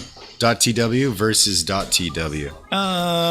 TW Nick, so that's a registry for Taiwan. Okay. They changed the rule recently that com.tw is mainly designated for companies. Oh, okay. Yeah. Okay. But I would say anybody who owns a .tw or com.tw, they should also secure their .tw or also the com.tw. Okay. So because anybody can register it. So if you own your com.tw, you should definitely also register your .tw because somebody else might take it. Okay. Yeah. So there's a risk. Then try to hold it ransom for you. Yeah. Or not even ransom. I mean, for example, I made a mistake that I didn't register gandhi.co.jp. when we Okay. started the business in Asia. In Japan, okay. Because it was impossible for us. Because co.jp can only be registered by a In Japanese. Japan, right? Yeah. I remember. And if you have a Japanese company. So now it's owned by a company since 2014, which is called Growth and Innovation. Gandi, Growth and Innovation, okay. G&I. Yeah. So, I mean, I never contacted them, but it's a bit of a pity because, of course, obviously it's our brand name. Yeah. But they use it legitimately. Yeah. But unlike a trademark, you can only register it one time. Okay. Yeah. But I think .asia, right? .asia was. I remember I registered that one quite a few of those a while ago, but it was a bit of a pain. Like I had to give so much extra info. I got rejected a few times in the beginning. Many of them, many of the new top level domain names have special rules. Okay. This was, I mean, .bank is only for bank. .new, which is owned by Google Registry.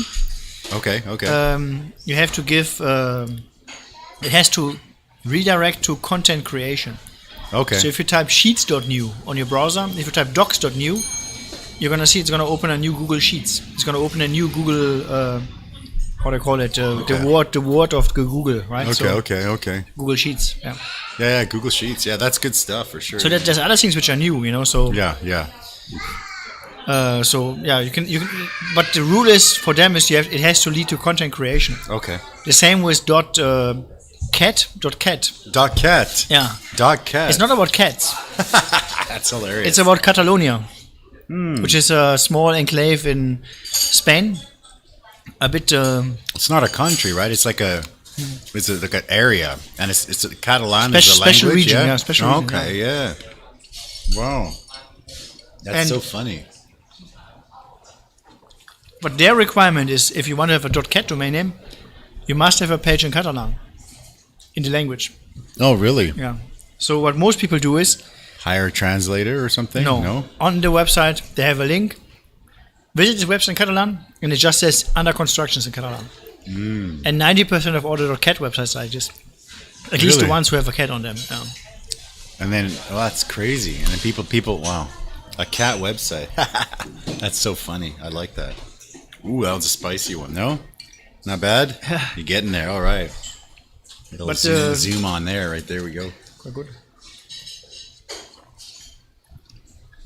Yeah. So some of them have special rules. Yeah. Okay. But if Yeah, I remember the Asia one. I got rejected a few times until I had to give them like an APRC or something, and it's like, what? For Asia, it's quite easy for us because since we set up the company in Asia, I mean, as Gandhi, we try to make it as easy as possible for companies actually to respect those rules. So Yeah, of course. I mean, yeah, everything has to be legit, right? So if someone searches a domain name on our website, we tell them exactly what you have to respect and what are the special rules. Or Okay.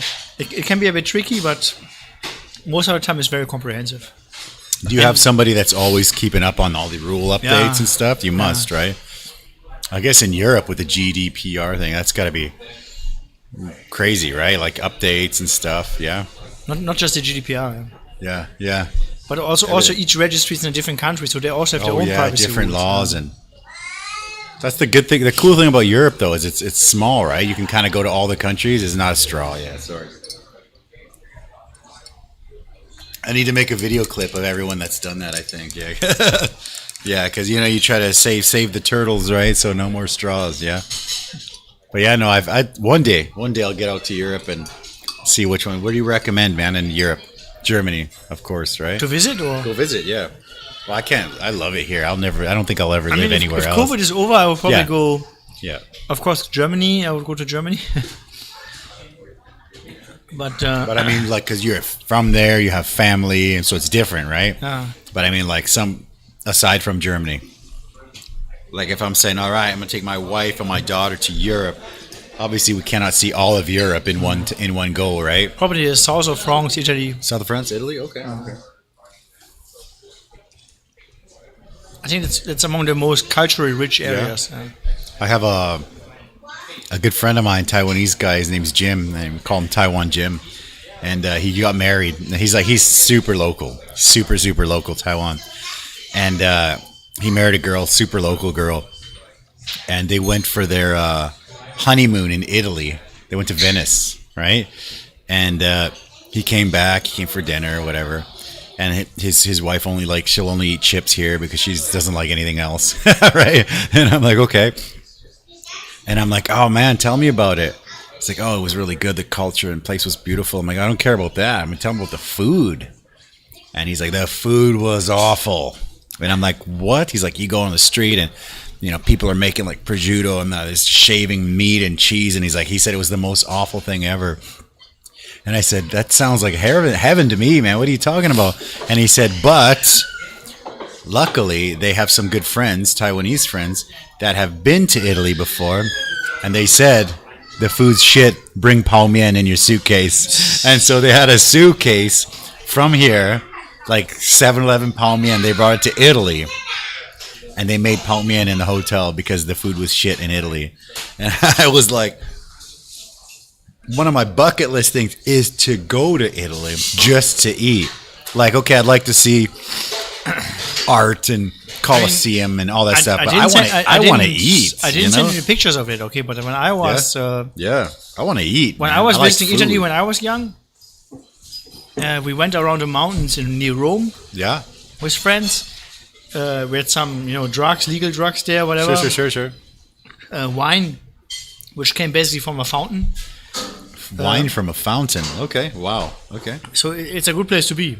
Italy. Yeah. I mean, there's an abundance of food, but I think you should know locals. If you don't know local people, you're gonna go into the restaurant. The same can happen to you in Paris. You're gonna end up with a huge bill, tourist trap, and they're gonna charge you a bill for something which is very bad. And unfortunately, those places exist. Well, that's the world, right? You get that anywhere. I mean, we're from Mexico. My family, that happens in Mexico. Mm-hmm.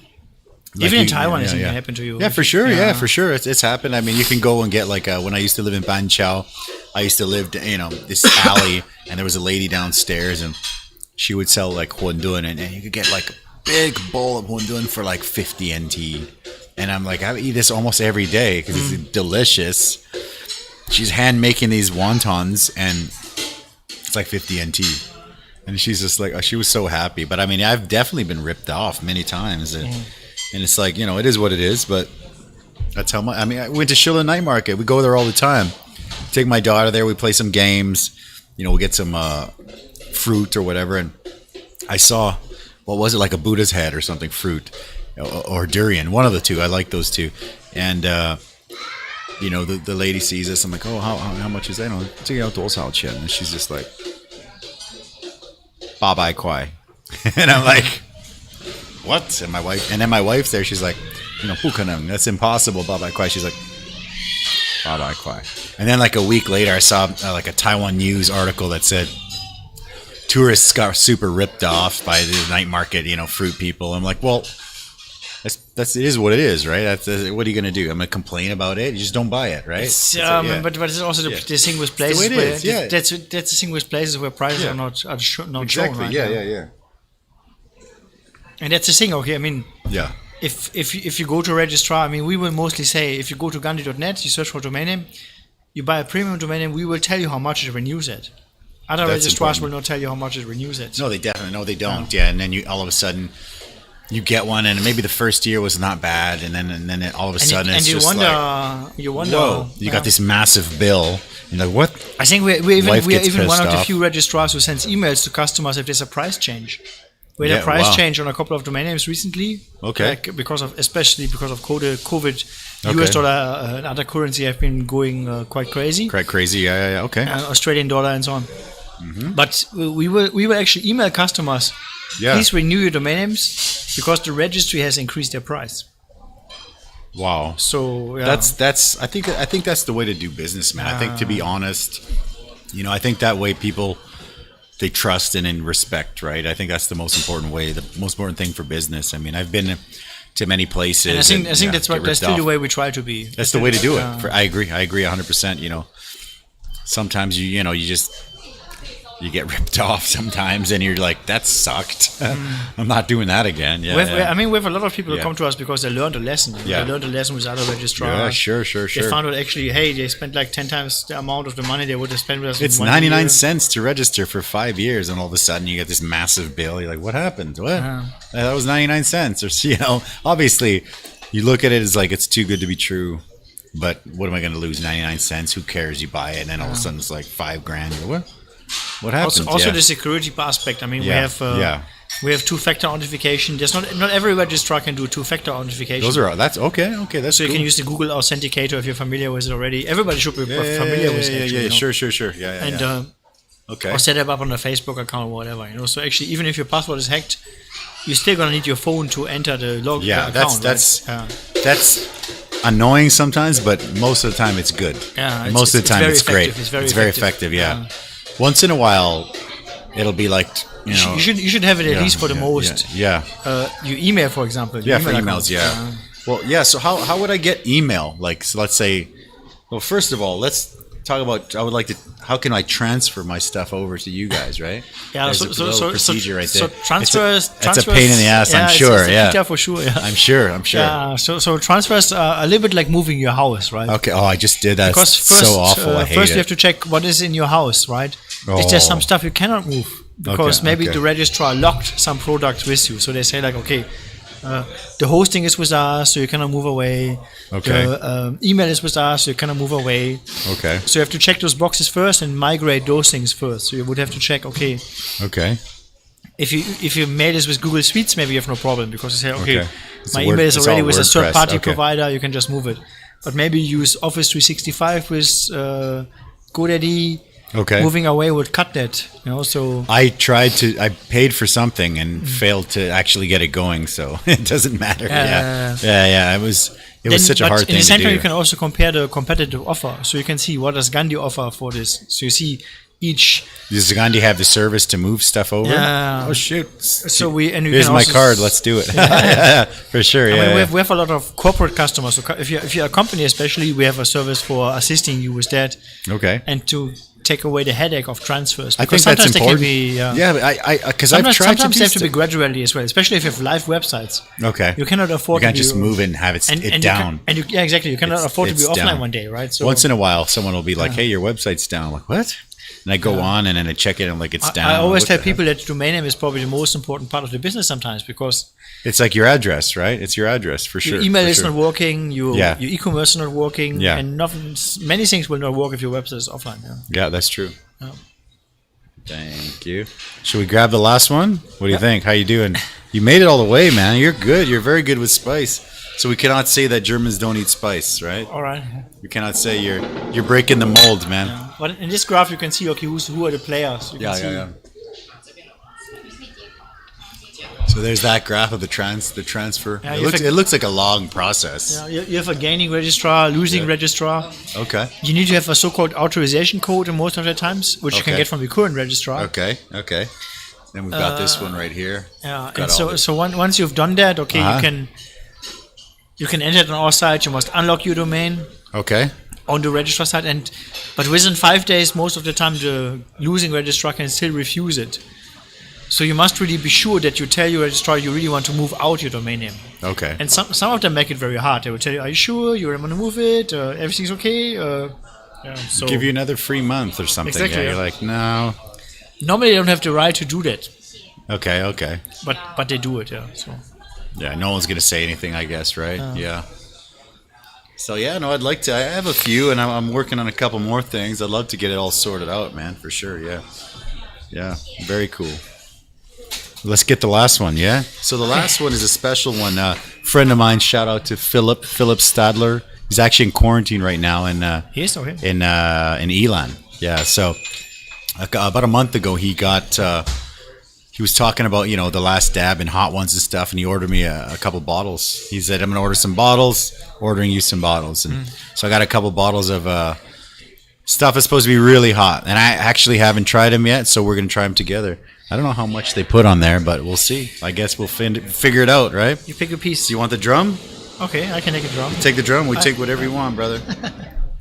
All right. Ooh, they're stuck together. Yeah. It looks okay. Here we go.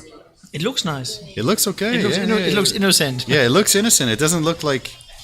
Yeah, we'll see.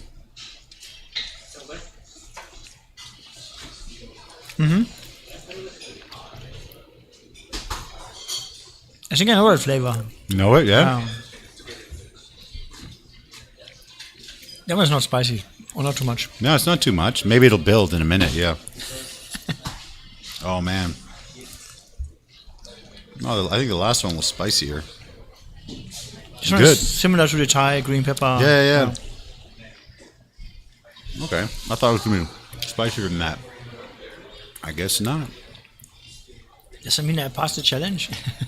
Yeah. There you go. Yeah.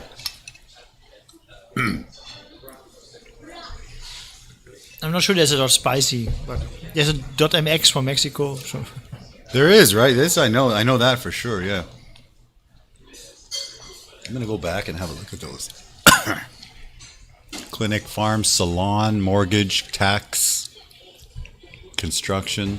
There's some cool ones on there. Plumbing, florist.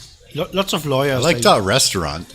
Is that a big one? I mean, no, because it's quite long, right? I was gonna say, I think the problem with .restaurant is people will misspell restaurant, right? And it's very long. Yeah, it's long. .law is very popular. Oh yeah, that's a good one. Yeah, taxi, that's a good one. Fun, oh that fun would be good. VIP, that's probably a good one. Oof, that one is a surprise. What do we got? Luxury, rich, soy, BET, poker. Oh, BET, that'd be bet. Rest in peace. Social. How's that one do? Quite okay. Yeah. Quite okay. Yeah, I think I bought one and then I never used it and it went away. Oh, I got a little bit of an afterburn. Yeah, a little bit. That one's giving. Yeah. Coach, games, run, golf, football. Nice. Football and football. Yeah, nice. Fan, juegos. That's pretty cool, man. I didn't know there was so many of these. Yeah. Host. Blog. How does blog do? Quite well. I would imagine well, yeah.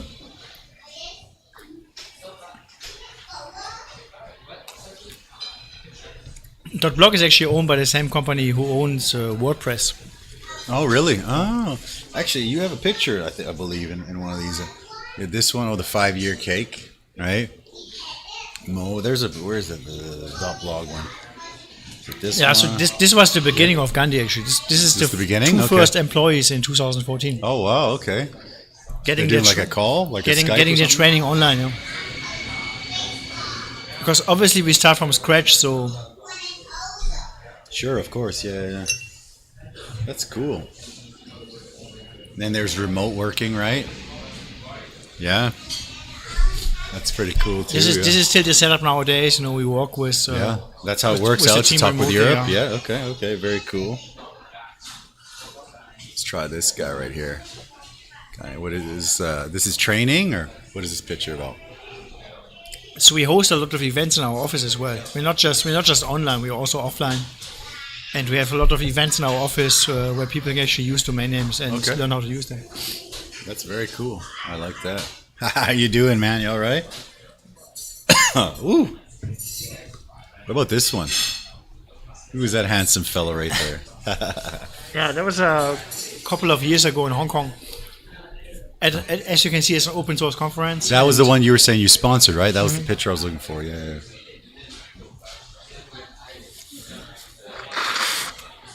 Very cool, very cool. Yeah, that one was a little bit spicy.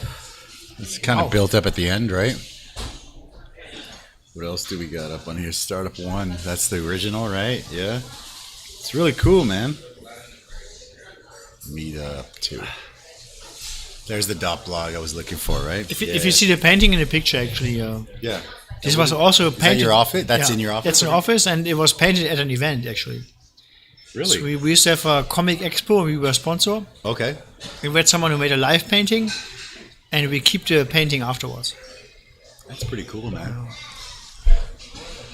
So how often do you guys have events and stuff at your office?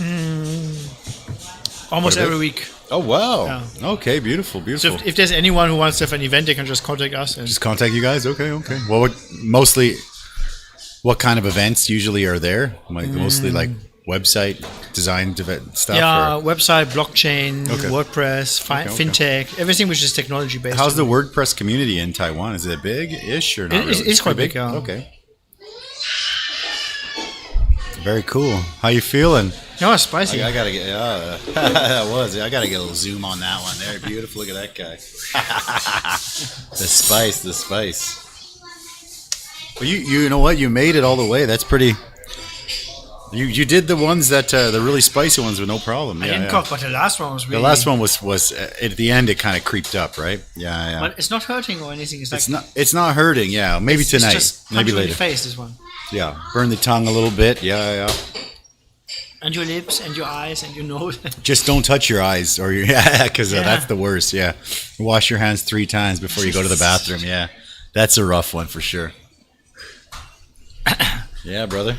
Last time when Jim was here, actually, he said that next day, Oh yeah, the next day is a special. Yeah, it's round 3, man. Next day, it's a very special time in the morning. Yeah, so I had a couple times where I was meeting some friends for lunch or for coffee in the morning. So I take my daughter to school Thursday morning, and I go to the coffee shop, and I'm usually don't eat breakfast, right? So I just go in for a coffee and just coffee on the empty stomach after a wing night. Wow, that was rough.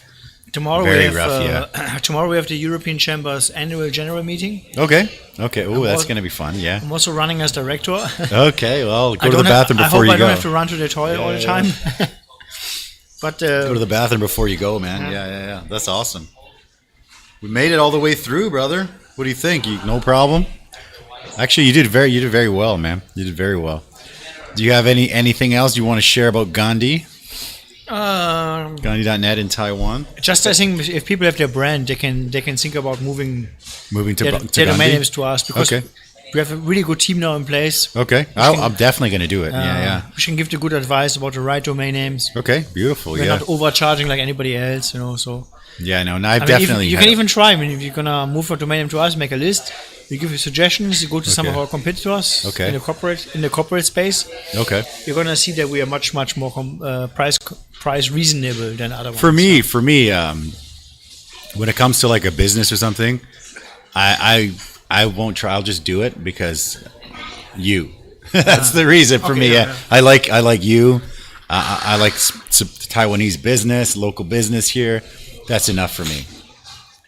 That's enough for me. Yeah. I don't know GoDaddy. I don't know anyone from there. When we started, right? We actually say be a local company. Yeah. So when you set up in another country, you want to be.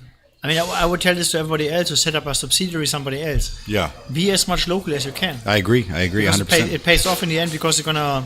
Yeah. Uber, for example, they're not that local. It's like. Yeah, exactly, and I'm not. You don't know who they are, where they are. Yeah. Agree. No, like I think all of our vegetables come directly from the farms. Our corn tortillas, we get corn from a local farm. And you have an address, right? Yeah. Nobody's going to be like, it's not Eddy's. It's not real. Yeah. No, they come here. And the cool thing about having the physical address is I buy so much stuff from PC Home. I just send it here, man. But if you go there, I need sponsorship from PC Home. If you go to the address, there's a real company. It's a real place. With real people. Which is important. Yeah. It's not like some letterbox, right? So that's always shady. Yeah. I mean, sometimes when I buy stuff, there'll be like these microphones. These are great microphones. I bought them online, and they're usually about 3,000 NT per microphone, which is okay-ish. It's not expensive, not cheap. And then I found this company selling them, Taiwanese company online, for about half price. And I was like, you're like, oh, that sounds too good to be true. And I'm like, actually, I talked to the guy, seemed like a good guy. And then I said, okay, you know what, man? I actually need 3. So what can we do? He's just like, 3 for 2,900. And I'm like, and then I did like the research and stuff. And there's no like address or anything. And then I'm like, oh, what's the worst that can happen? I'm going to burn $3,000. Okay, whatever. And then they show up and they're great. It's like, yes, this is great. But usually it's like, you kind of sitting there. I sat there and thought about it for a while. But if it's a physical place, just go get it. That's great. Yeah. I'm always worried about if I buy something online.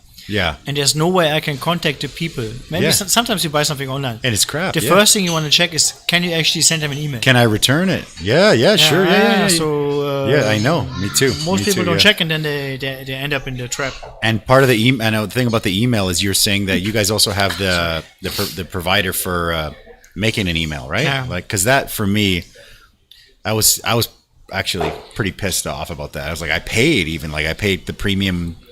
I think it was Office 365 or whatever. But it was like, the process was mad. Yeah.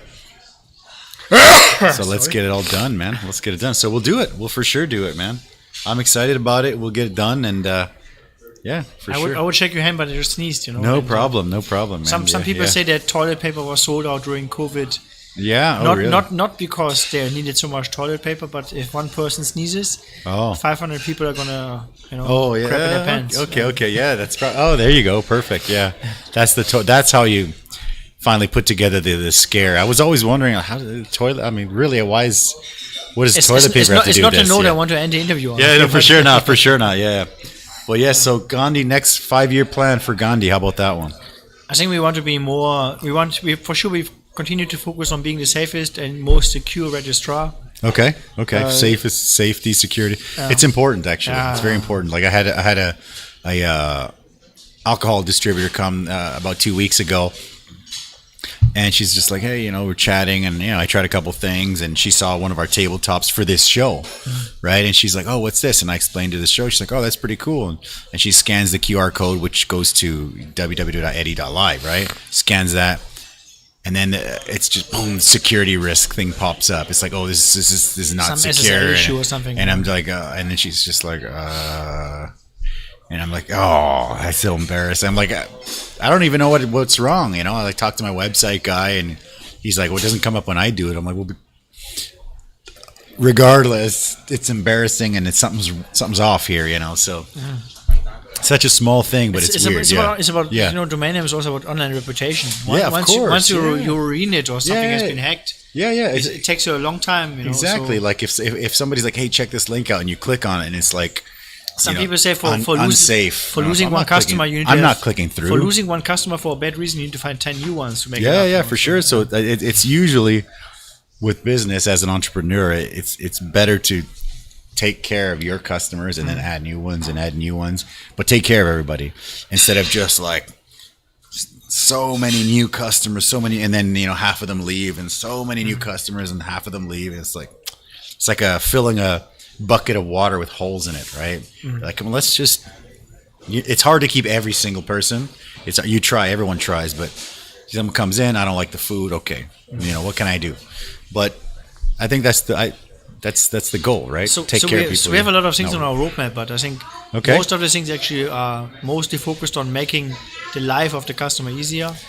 That's important, because right now everybody's all about convenience, especially here, right? I mean, you can get 7-Eleven next to Family Mart, next to OK Mart, and it's like, if it's just like for example, okay, we have this podcast, this show, right? I got this company, I got this lifetime deal to a company called pod.co.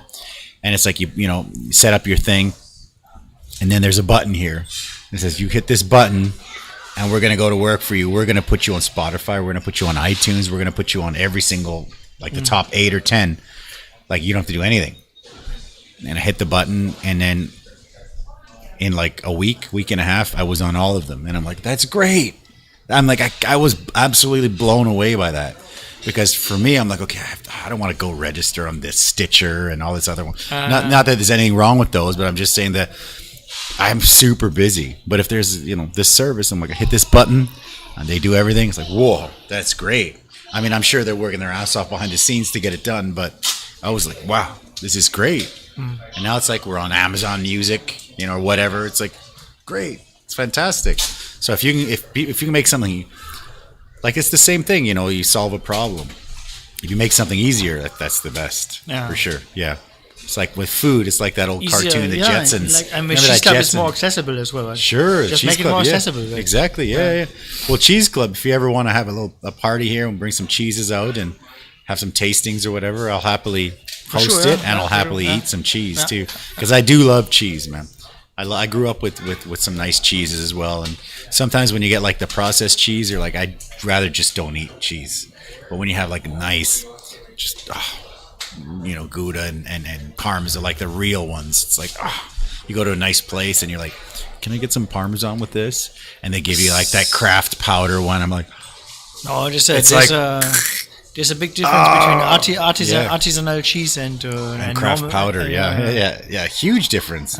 Like, do you have cheeses? Yeah, it's like, The biggest difference is there's no taste, right? So exactly, yeah. Or it's such an artificial flavor. You're like, oh, it's weird. It's very crazy. Yeah. Right on, brother. We made it. 5 years, 5-year plan. Finished all the wings. Final thought. Do you have a final thought before we split? Is there something more spicy? No. Yeah. We can have more. We can have more. That one was pretty good. There you That go, was right here, pretty yeah. good. Pretty good. The last one. Yeah, it was a I wouldn't surprise. order the last one not for dinner. Yeah, no, you don't order that one for dinner for sure. And the surprising thing about the last one was it took a very long time to kick in. Yeah, the first bite I was like, I don't feel anything, and then okay, it's coming. It took like 5 minutes almost. Yeah, it took a while for sure. Okay, Thank you for coming. Thank you for coming to see the show. Yeah. Thank you guys for watching. If you want to check out Gandhi.net, we have it in the description. Just click the link, click through. Also, we have the cheese.club in the description as well. If you want to check it out, this is the man you need to talk to. Thank you guys for watching the show, and we'll catch you guys next week. Bye-bye. Bye.